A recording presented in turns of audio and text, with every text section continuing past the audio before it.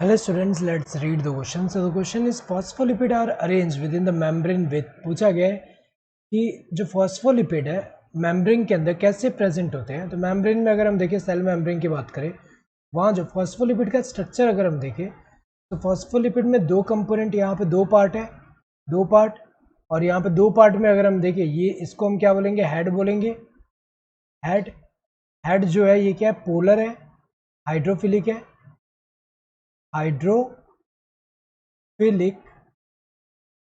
So this one is hydrophilic head. Hydrophilic head, यहाँ पे hydrophilic क्यों है? Because of the presence of phosphate group. Phosphate group present होने की वजह से पोलर है। और यहाँ नीचे जो है ये फैटी एसिड टेल है, तो इसको हम क्या बोलेंगे, टेल। और टेल क्या होता है, यहाँ पे टेल हाइड्रोफोबिक होगा। Tail would be non polar and hydrophobic. Hydrophobic.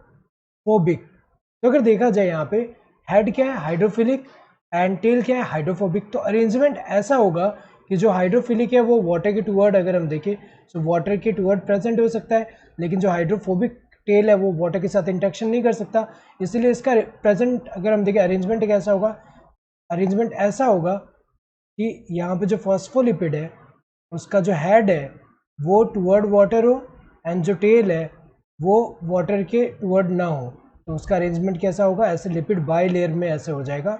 Lipid by layer में ऐसे, लिपिड बाई लेयर में ऐसा अरेंजमेंट होगा कि यहाँ पे जो हेड है, हेड हमें पता है हाइड्रोफिलिक है, तो सेल के बाहर भी हमें पता है कि वहाँ वाटर, सेल मेम्ब्रेन के बाहर वाटर प्रेजेंट होगा, तो उससे एसोसिएट कर सकता है। और इसके अंदर भी साइटोप्लाज्म में जो वाटर है उससे एसोसिएट कर सकता है।